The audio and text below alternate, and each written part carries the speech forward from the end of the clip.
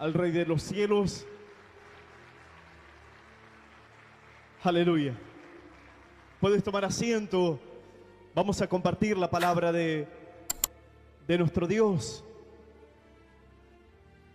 Y en un momento dice las Escrituras que el Señor, luego de enseñar y de hablar acerca de la condición en la que se encontraba el pueblo de Israel en aquellos tiempos, dice que en un momento habló acerca de ciertas ciudades porque en esos lugares se habían hecho muchos milagros. Y el Señor, viendo toda la situación, que muchas veces era más la oposición, más las personas que estaban un poco a la defensiva, los que supuestamente estaban esperando ese momento majestuoso, glorioso, de que venga el Salvador, que venga el Mesías, porque todas las Escrituras del Antiguo Testamento se hablaba acerca del Señor Jesús. Todos los varones, profetas, si tú lees el Antiguo Testamento, gran parte, todo el Antiguo Testamento haciendo referencia acerca del Señor Jesús, aún todos los acontecimientos que vivieron el pueblo de Israel, aún lo que profetizaron como el profeta Isaías, Jeremías, el libro de los Salmos, el rey David, y así. Y el pueblo de Israel, ellos entendían y conocían acerca de la ley y entendían que tendría que venir un Salvador, que tendría que venir el Mesías, el enviado de Dios.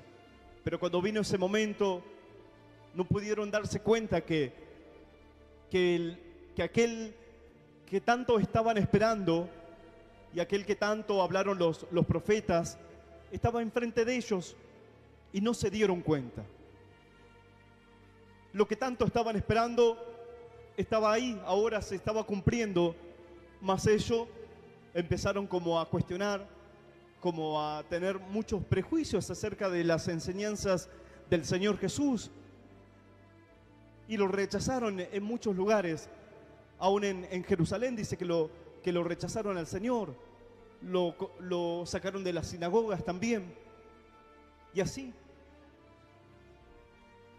por mucho tiempo esperando, y ahora la bendición estaba enfrente de ellos y no se daban cuenta.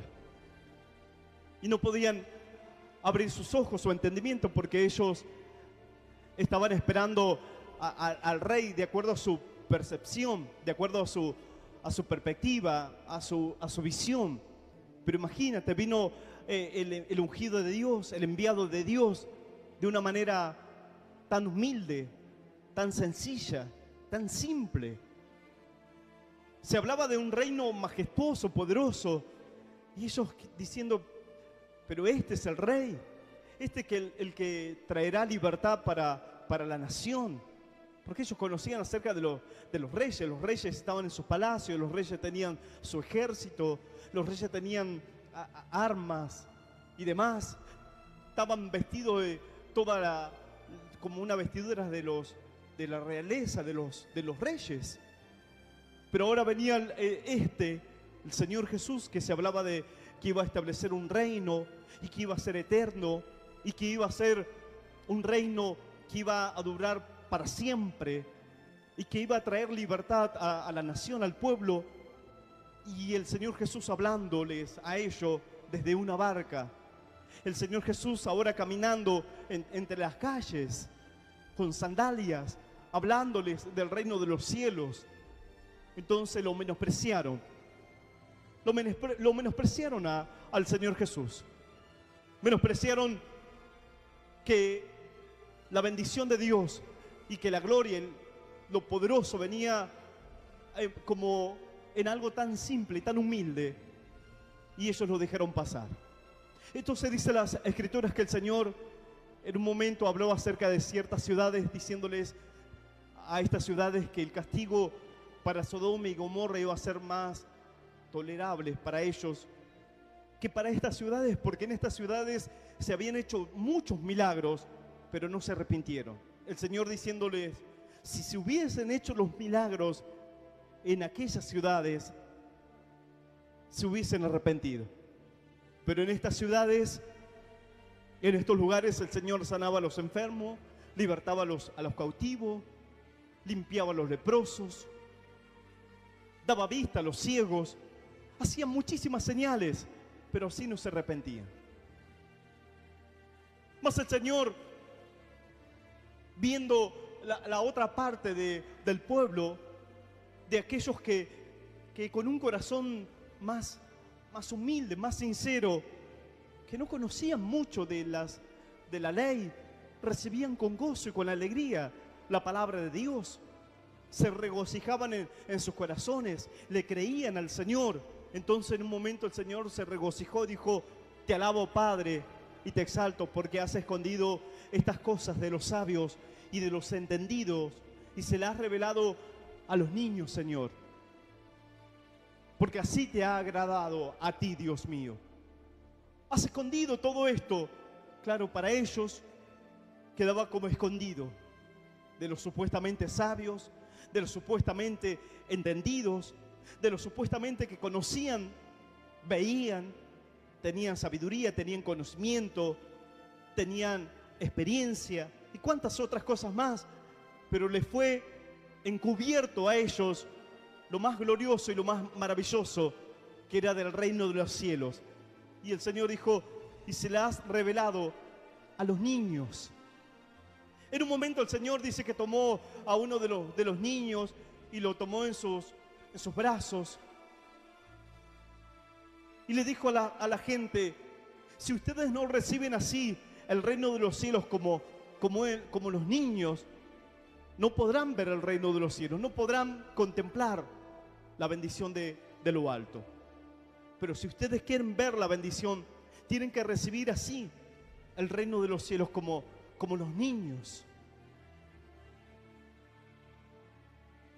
Y viene la bendición, y viene la palabra, y bueno, viene el mensaje de parte de nuestro Dios a nuestros corazones. Y ahora está la predisposición tuya y cómo estás posicionado para recibir la buena palabra, para recibir el buen mensaje, para recibir la bendición de Dios.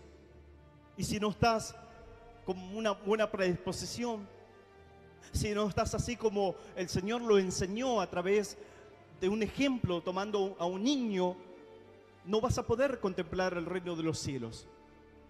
Te va a ser esquivo, te va a ser escondido. No vas a entender en su magnitud la palabra, las escrituras. Vas a caminar como a tientas, como a ciegas. Va a haber confusión en tu corazón, en tu mente, porque la palabra no trae claridad a tu corazón. Porque la palabra de Dios no es más dulce que la miel.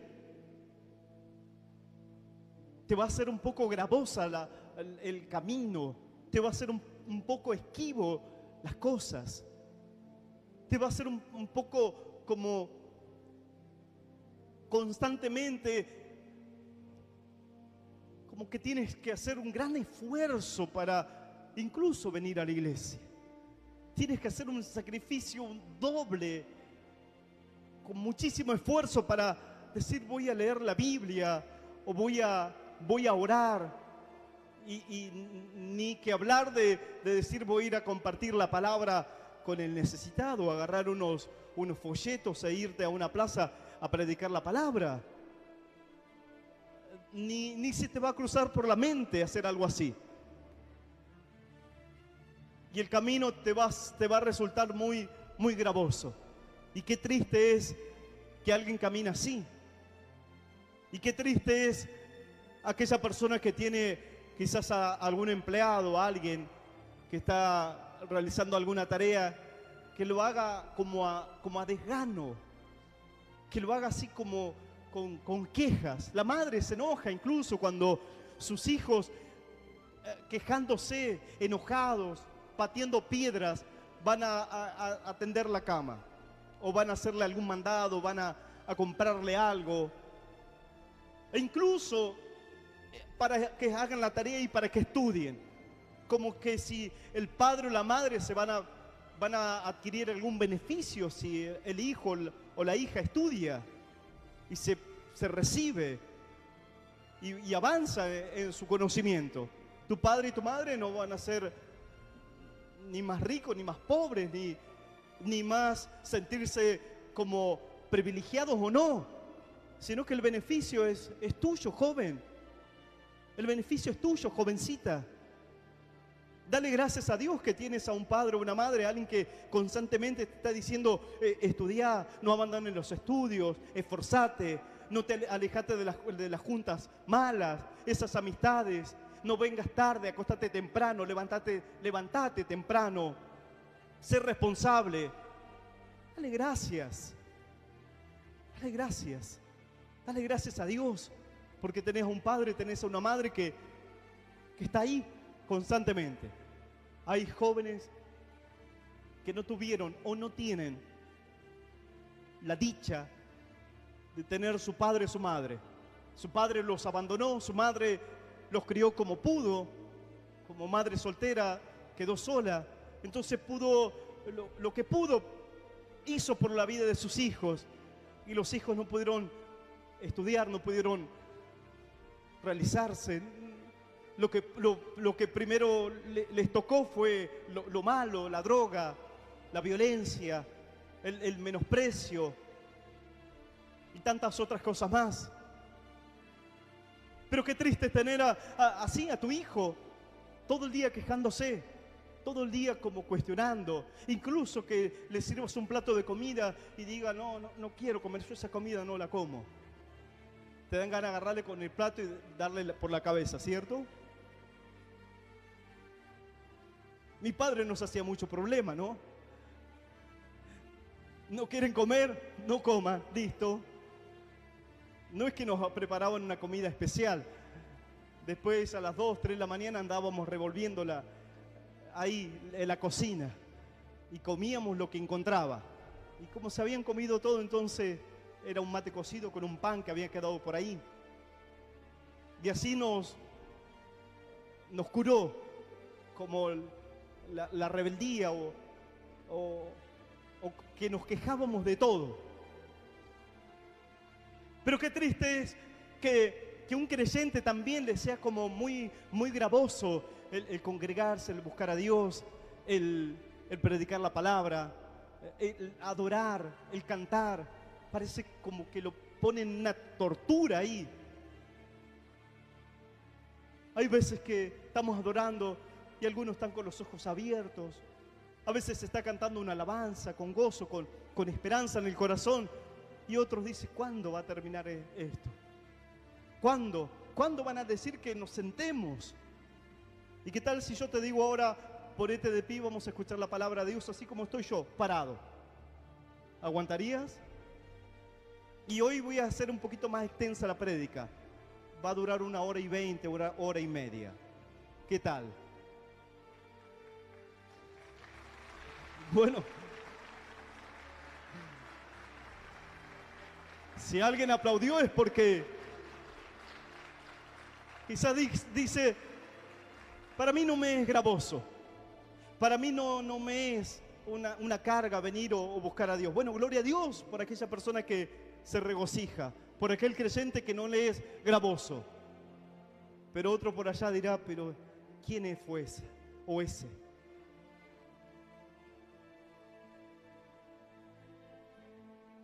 Entonces el Señor, mirando todo este panorama, les habló y les dijo, vengan a mí todos los que estáis trabajados y cargados, porque yo los haré descansar. Todo lo que está trabajado, que ya viene hace mucho tiempo, situaciones que son forzosas, constantemente está ahí con el trabajo, con el esfuerzo y no avanzan. El Señor dijo, vengan a mí.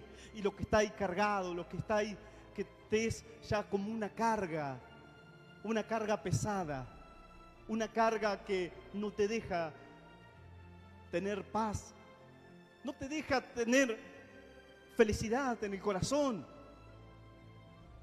El Señor dijo, vengan a mí, todas esas cargas, todos los que estéis trabajados, vengan porque yo los voy a hacer descansar.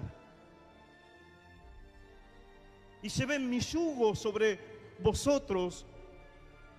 Y el Señor dijo, porque mi yugo es ligero y liviana es mi carga. El yugo es aquel palo que se unía a dos animales se los unía, se los ataba con cuerdas y se los ponía ahí. Comúnmente esto se lo hacía a los bueyes, para que puedan dos bueyes arar la tierra. Entonces aquel hombre que ponía ese yugo al animal, lo forzaba a que realice una tarea específica, o lo yugaba para que pueda moler en el molino, pueda separar el trigo, y así estaba ahí en el molino el buey dando vueltas y vueltas, y con las uñas pisaba toda la cosecha del trigo, y ahí con las uñas separaba la paja del trigo y se iba separando el grano, y ahí podría estar el buey dando vueltas.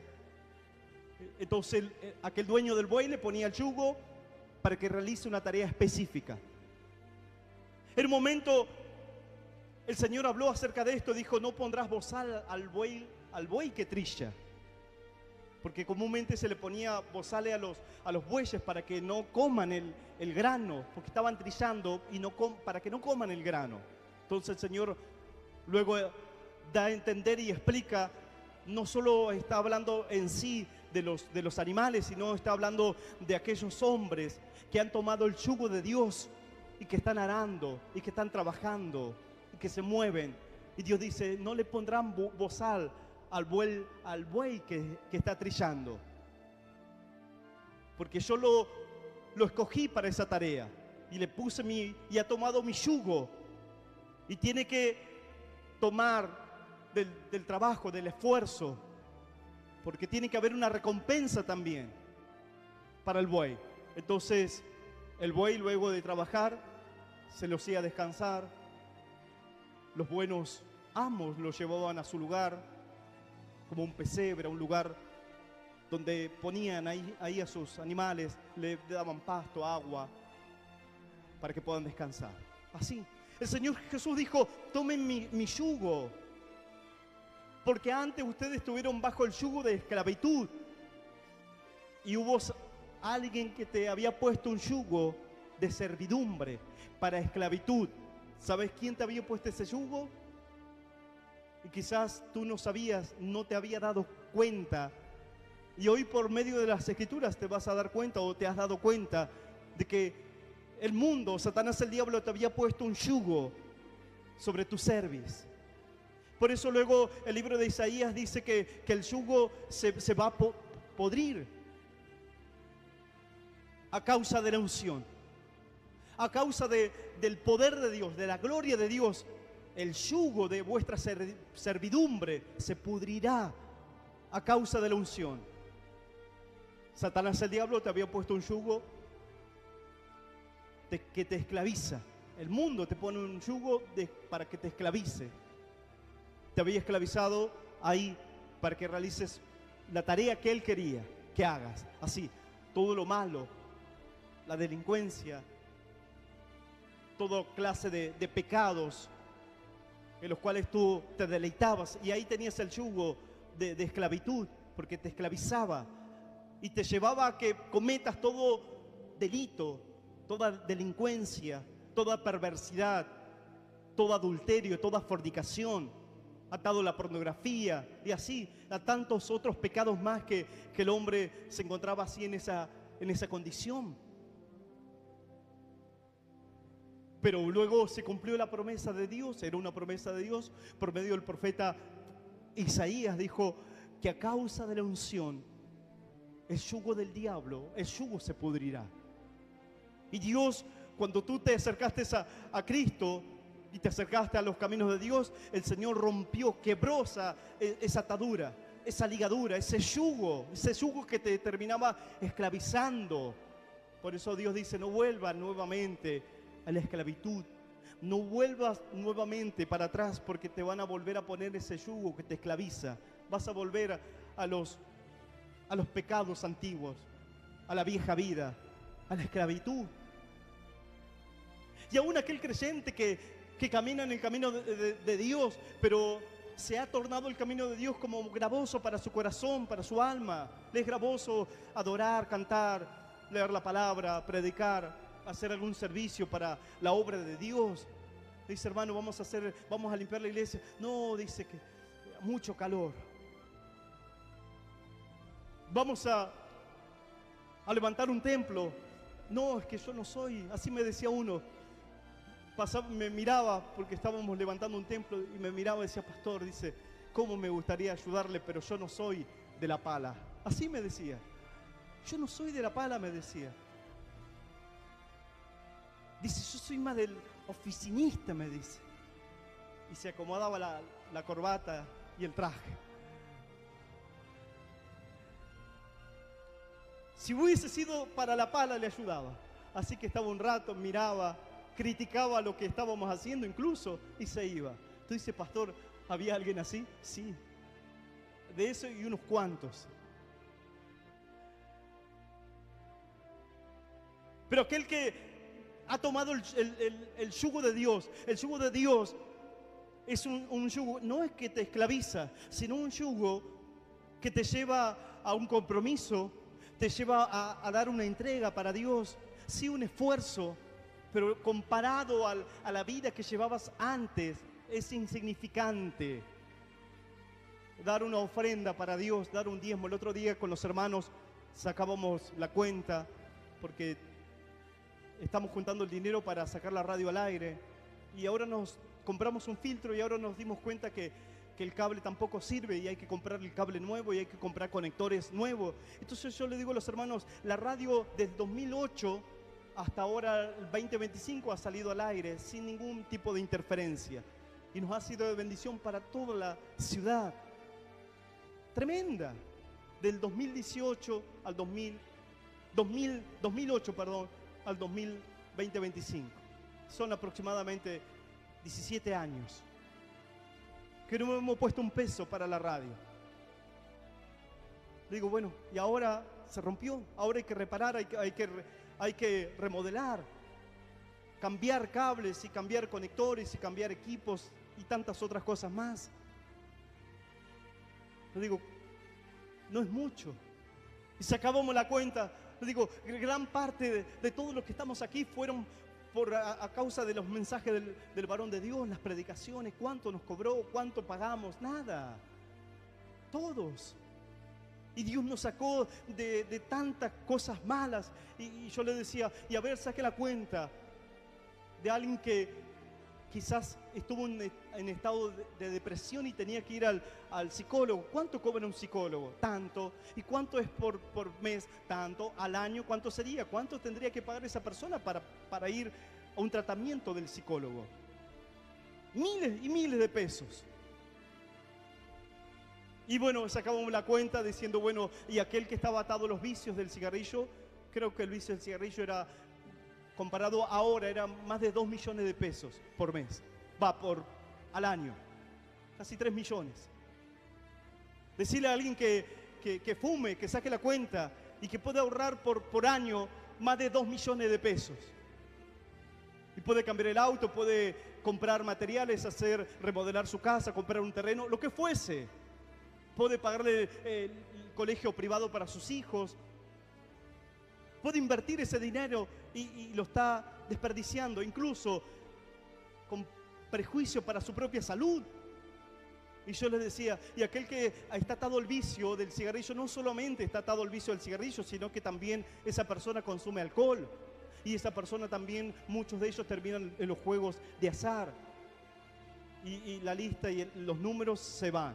Les digo, y hoy por hoy que Dios nos dice, da una ofrenda, un diezmo, este yugo es insignificante al yugo que te ponía el mundo, pero algunos reniegan. Pero algunos dicen, ay, la iglesia, te quita la plata, ahí en la iglesia los pastores viven del diezmo, ahí en la iglesia te lava la cabeza, y así. Pero el yugo de Dios es ligero, dijo el Señor. Liviano es el yugo de Dios. Comparado a lo del mundo, no hay comparación, es insignificante.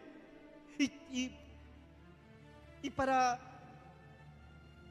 colmo es para nuestro propio beneficio. para que tú tengas paz, para que tus hijos puedan tener un lugar donde congregarse el día de mañana, tus nietos, incluso para tu propia vida, para que sigas alimentando tu fe, para que te sigas nutriendo en la fe, en la palabra de nuestro Dios. Así que el yugo, dijo el Señor, es ligero, liviana es mi carga. Tomen mi yugo, tomen mi carga, que es llevadera. Es una bendición.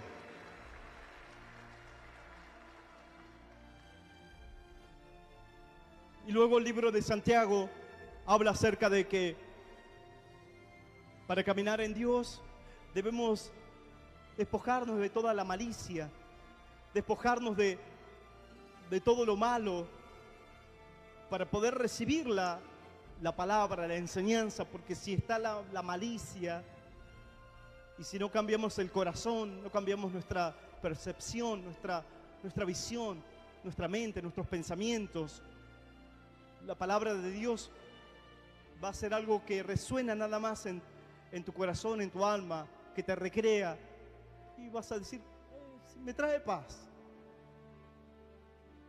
Como alguien el otro día me dice, sí, yo escucho canciones cristianas, pero es una persona que está atado a los vicios. Le digo, pero tienes que ir a la iglesia, no solo escuchar música cristiana. Le digo, ¿por qué no fuiste a la campaña que hicimos el otro día? Le digo, te estuve esperando, no te vi, porque lo invité y no fue. Dice, sí, dice, yo escucho canciones cristianas. Es un vecino. Le digo, pero no alcanza con eso. Y aquel que escucha solamente la palabra, pero no cambia el corazón, no saca la malicia, no saca lo malo de su vida, entonces la palabra de Dios va a quedar como algo lindo, algo hermoso nada más, que te recrea un poco y ya está. Pero no va a producir un cambio, una transformación verdadero, genuino en tu corazón. Por eso el libro de Santiago habla acerca de cómo tenemos que recibir la palabra de Dios. Dice Primera de Santiago, el capítulo 1, Santiago, libro de Santiago.